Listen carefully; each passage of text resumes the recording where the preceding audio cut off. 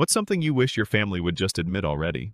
I wish I could say it caught me off guard, but the truth is, it felt like the most predictable slap in the face I'd ever received, wrapped in lace and champagne flutes, disguised as a wedding dinner. We were seated at the long table, the kind people spend months planning: florals, candles, carefully folded napkins that no one actually used, and I was halfway through a bite of roasted chicken when I heard my mother's voice, low but not low enough, leaning across my dad's shoulder with that fake, warm smile plastered across her face, saying, "We'll hold the gift money for now, sweetheart. Your sister could use it more." She didn't whisper it like a secret. She whispered it like a performance, meant to be overheard by just enough people to seem generous and self-sacrificing, but quiet enough to still pretend it was between us. And I just froze, because I had heard that exact tone my entire life. That gentle, patronizing voice that always meant, "You don't need this." She does. You'll be fine. She's the one we worry about. I didn't even look at her right away. I just sat there, staring at my plate, my fork paused midair, because I knew that if I made eye contact, I would either laugh or cry, and neither option was appropriate for the moment. And I could feel my husband's hand brush mine under the table, just once, quick and subtle, and it was enough to remind me that we had talked about this. We had expected this. We had planned for this exact moment, down to the tone of voice and the expression she would wear while doing it. And that was the only reason I didn't say anything right then. Because if I had opened my mouth, I would have said something I couldn't take back. And not because it wasn't true, but because I had finally learned that timing is everything, and letting them walk into their own trap was worth more than a perfectly worded comeback. I grew up in a house where being the responsible one wasn't a compliment, it was a trap. It meant I didn't get the extra help because you'll figure it out, while my sister, who couldn't keep a job for more than 3 months, was always just going through a rough patch. It meant I worked 2 jobs through college while she took a break to find herself, and no one questioned it. It meant when she totaled her second car, my parents helped her finance a third one, while I drove a used Corolla with no air conditioning for 6 years because you're good with money, you don't need help. So hearing my mother say that at my own wedding dinner, while I sat there in a dress I bought partially on credit, next to the man who had helped me pay off my last student loan, while she talked about how my sister could use the money more, was the most perfectly ironic full-circle moment I could imagine. And if I hadn't been so furious, I might have actually admired the consistency. I could feel people watching, you know? That weird tension where a few guests hear it, but no one wants to be the first to react. My aunt 2 seats down paused mid-sip. My cousin looked away. Even my dad didn't say anything, which is honestly the most accurate summary of my entire childhood. He just sat there, kind of shrugging, like, what can you do, while my mother smiled that smile she saves for church fundraisers and HOA meetings. I wanted to scream. I wanted to say, "Do you hear yourself? Do you actually hear what you just said?" But I didn't. Because for once in my life, I had the upper hand, and I wasn't going to blow it by reacting too soon. My husband had warned me, actually. A week before the wedding, he said, "Babe, I love your family, but I don't trust them with a dime. I've seen how they treat you. I've watched it. You're always the fallback plan, never the priority." And I remember getting defensive, like I always did, saying, "They're just old school. They think she needs more help." And he looked at me and said, "You mean they think you don't deserve any?" That one hit me hard. Because it was true, and I hated that it was true, and I hated that I had been excusing it for years. So we made a plan. Quiet, simple, nothing dramatic. Just insurance. Just a backup move in case my mother tried to make my wedding about my sister, like she always did. And sitting there at that table, with her whispering that line I could have written for her, I knew this was the moment. This was the exact scene we had rehearsed for. And the only thing I had to do now was nothing. Just let it play out. I didn't respond. I didn't nod. I didn't hand her anything.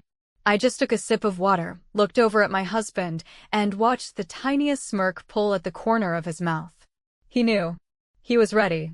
And in that moment, so was I. I leaned back in my chair, folded my napkin on my lap, and let my mother enjoy the illusion of control for just a few more minutes. Because what she didn't know, what no one at that table knew, was that my husband and I had already seen this coming. And we weren't about to let them steal one more thing from me. Not this time. Not ever again. And when he stood up a few minutes later, holding an envelope in his hand, smiling that quiet, calm smile of his, I knew the show was about to start. And let me tell you, it was better than anything I could have planned. Because the moment they opened that envelope, everything changed. If you've ever been cast as the reliable one, the kid who will figure it out, then you already understand how the script writes itself long before you're old enough to push back, because once a family decides you are the low-maintenance child, every choice they make gets dressed up as practicality even when it is really favoritism with nicer packaging, and by the time you realize you've been carrying other people's mess for years, you're already fluent in swallowing small humiliations with a tight smile, which is exactly why my mother's whisper at the wedding didn't knock me over. It just confirmed a pattern that started when I was a teenager and my sister borrowed my savings for a class she never took while my parents praised me for being so generous and reminded me that good deeds come back around, except they never actually did. Unless you count me getting very good at budgeting and her getting very good at expecting someone else to handle the bill.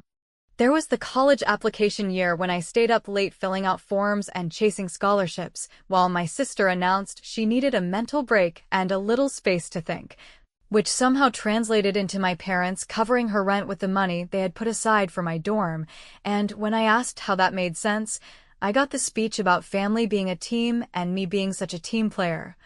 And I hated that it worked on me because I wanted to be gracious and big-hearted, not the bitter sibling who keeps score, so I kept doing the grown-up thing while she tried new jobs like hobbies, and then called it bad luck when each one fizzled out.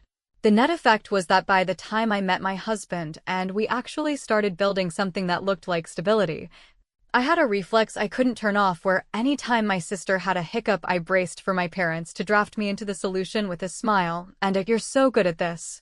The wedding planning put that reflex on a loop, because from the first venue tour my mother kept drifting toward how we could make this easier for your sister by scheduling around her travel, by letting her handle the gift table so she can feel included, by giving her a longer speaking slot at the rehearsal dinner because she has such a big heart and wants to say a few words, which was funny in a grim way because my sister has never in her life wanted to do a task that didn't come with attention or a shortcut attached, yet suddenly she was the volunteer for the one role that created a neat bottleneck for checks and envelopes, and when my husband heard that phrase, gift table, he looked at me with this calm, measured expression I've come to recognize as him computing, and he said we should assume any point of contact that can be managed by my family will be, and not in our favor. I want to be fair, so here is me being fair. There were nice moments, a few of them, where my mother genuinely cried happy tears over a small dress detail, and my dad tried to remember the name of my husband's uncle, and my sister offered to assemble hotel welcome bags and actually did it. Though she posted a photo online with a caption that read like she had thrown us the wedding herself, and I could have let that go if it didn't fold neatly into the larger habit where every step forward for me got interpreted through the lens of how it could center her, which is why, when the rehearsal dinner arrived and my mother leaned in with that light tone about how maybe your sister should sit near the gifts so she can keep everything organized, I smiled, nodded, and said nothing because we had already moved the ground under their feet days before, and the only way a boundary holds in a family like mine is if you pour concrete under it in silence and let people find out the hard way. The concrete, in our case, was boring and effective. We updated the registry language so that any monetary gift would go directly through the platform into an account we controlled rather than into a card box. We sent a quiet note to close relatives with a simple line about preferring checks by mail ahead of the date so nothing got lost in the shuffle.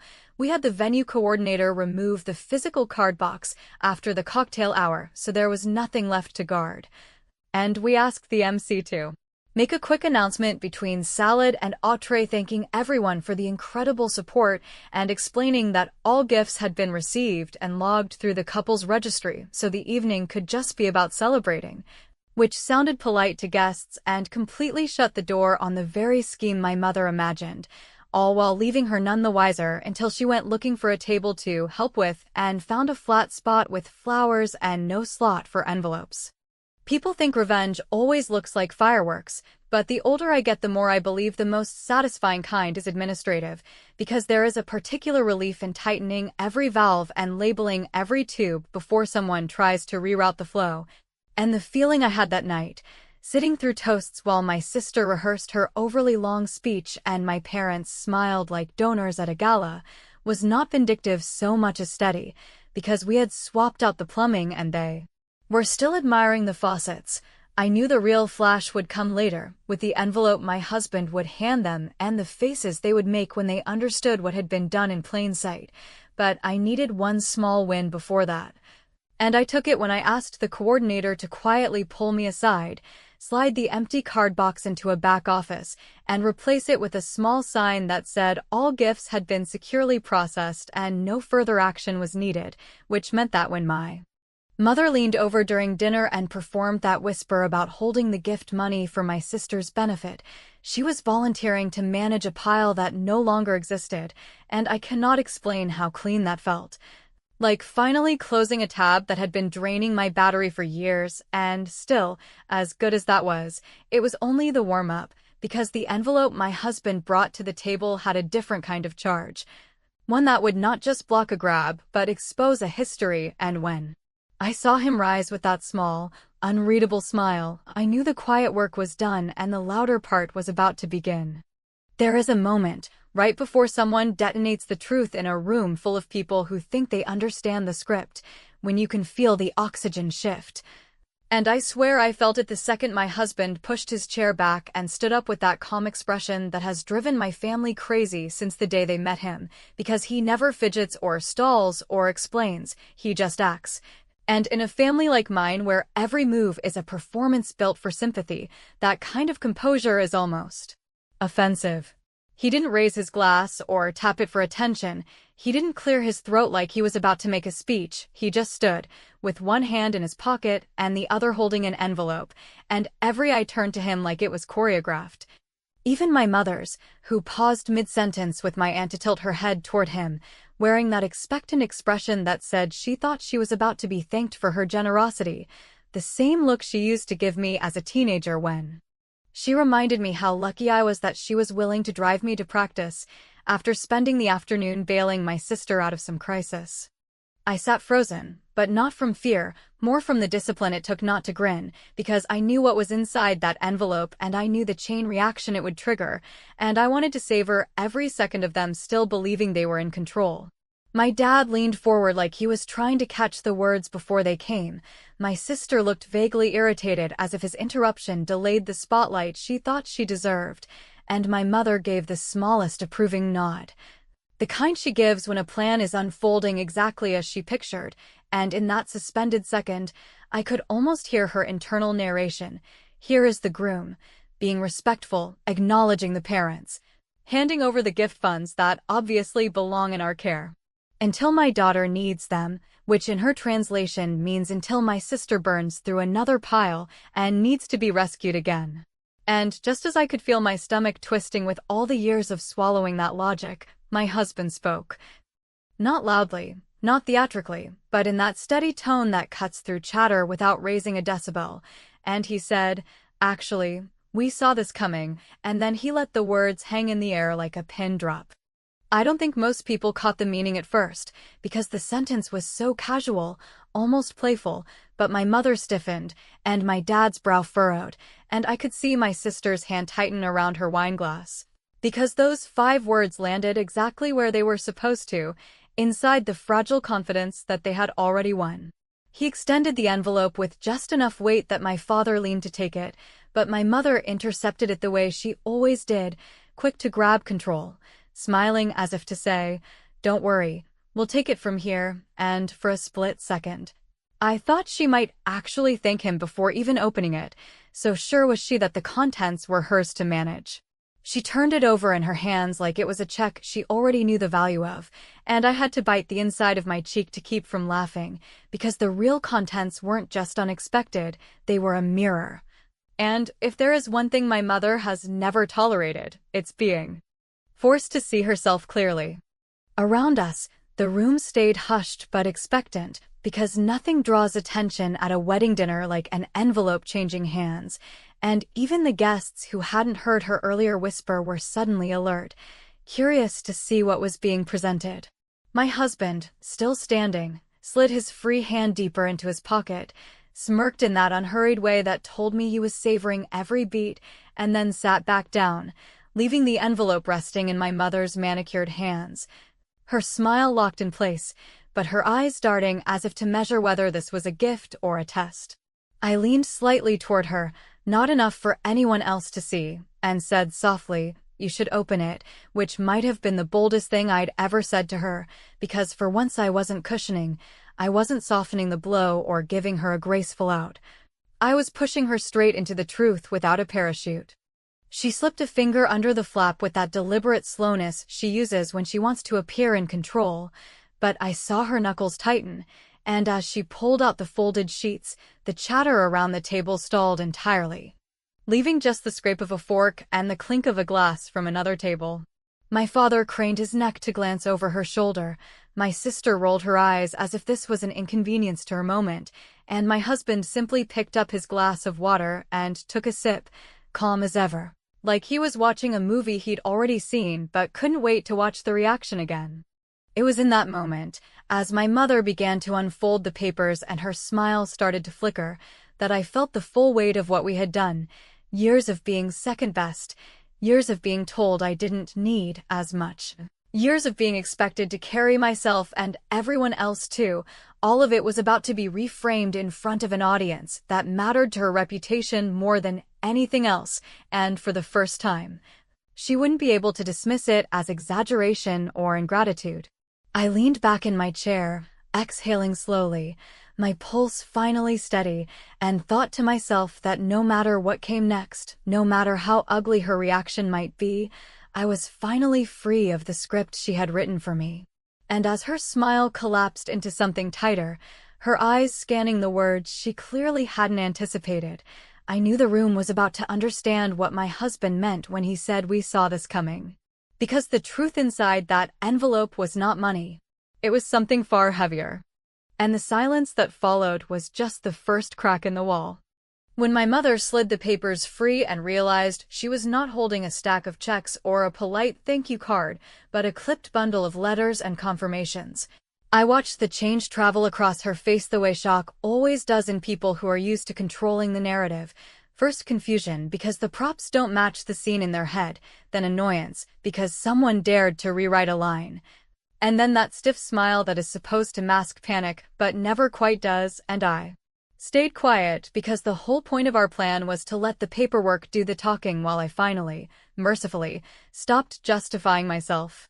The first sheet was a simple cover letter addressed to both of my parents in my husband's calm tone that never wastes words, thanking them for coming and for their support, explaining that, to keep things secure and stress-free, all monetary gifts had already been routed through the registry into a dedicated account in our names, and that the platform issued automatic receipts for every transfer so nothing could be lost or misplaced, and that for anyone who preferred a physical check, envelopes had been mailed ahead of time and recorded upon deposit, which meant there was nothing left to hold and nothing to manage, and while that might have sounded clinical to anyone else, to me it felt like a cast being cut off after years of living stiff. Because it was the first time in my adult life that I could point to a boundary and not have to argue why it existed. Behind the letter were copies of the registry terms and the transfer confirmations with dates and reference numbers, and the name of the bank officer who set up the account with us. Because my husband believes in closing every exit a manipulator might sprint toward, and he knew if we left even a sliver of ambiguity, my mother would fill it with the same story she always tells about temporary stewardship and family teamwork. So he included proof that the funds were already where they belonged and could not be withdrawn without both of our signatures, which meant there would be no middleman and no emergency diversion in the name of my sister's latest crisis. And when my mother reached the line that stated deposits were complete and reconciled as of that morning, she made a small sound I had never heard from her, a flat exhale that sounded like the air leaving a balloon. And my dad shifted in his chair as if the cushion had become uncomfortable, and my sister huffed something under her breath about control freaks that probably sounded better in her head than it did out loud. There was also a printed email chain, and this part was for me, because I needed a record that I had learned to stop explaining and start acting. A short exchange between us and the venue coordinator from a week earlier confirming that the card box would be removed after the first round of toasts and replaced with a sign thanking guests and noting that all gifts had been handled digitally. With the coordinator's polite line about how this procedure reduced losses and speculation, and my husband had highlighted that sentence because he knew my mother would read it and feel the trap spring, and sure enough she bristled at the word speculation like it was a personal insult, which in a way it was, since every solution she had ever offered on my behalf had come wrapped in speculation about how I would fail without her. For a second, I felt a tug of guilt, because old habits die loud, and I almost reached out to soften it with a phrase about convenience and modern systems, and how we were only trying to make the night easier. But then I remembered how many birthdays and graduations and holidays I had spent hearing how my sister needed it more. How many times I had been told I was so strong and so independent that it would be wasteful to give help to me when someone more fragile could use it, and the guilt evaporated, because this was not about punishing anyone, it was about ending a rigged game, and if the ending stung then that was just the price of me finally refusing to bankroll other people's lessons. My dad tried to recover the scene with a bland comment about how the world is changing and how these new systems are very secure, and my mother nodded like she agreed even as her jaw tightened, and I could feel some relatives exhale because the drama looked contained.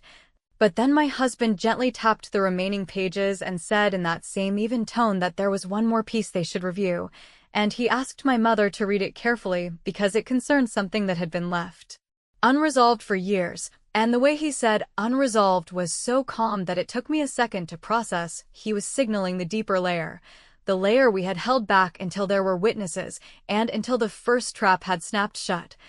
And my mother glanced at me with a quick, sharp look that asked whether I was behind this escalation, and for the first time I didn't flinch or hedge, I just held her gaze, because I was done shrinking to make room for her certainty. She turned to the next sheet, which was not about the wedding at all, but about an old withdrawal that had been labeled a temporary family loan back when I was barely out of high school and still naive enough to believe in payback schedules and verbal promises. And I watched her eyes flick through the lines and then slow over the dates and the amounts and the signature she had given so casually, and I felt my heart beat steady rather than race, because I had spent so many years afraid of making this real that finally seeing it in black and white in her hands felt like oxygen. My sister rolled her eyes again and muttered that this was not the time, and my husband, who has a gift for sounding kind while ending a conversation, said it was exactly the time. Because it was the first moment in a long time when the facts were gathered and the audience was not handpicked, and if there was ever going to be accountability it would be now, not later when everyone had gone home and the story could be rewritten. And then he asked my mother to turn the page one more time, because there was a final document tucked at the back that would settle whether this conversation ended with another promise or with something enforceable, and the room stilled again. Not the excited quiet from before, but a wary one.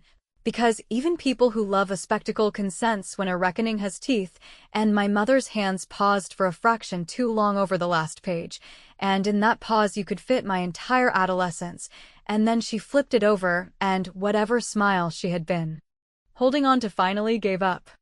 The last page my mother turned over was not decorated or sentimental or softened by polite phrasing.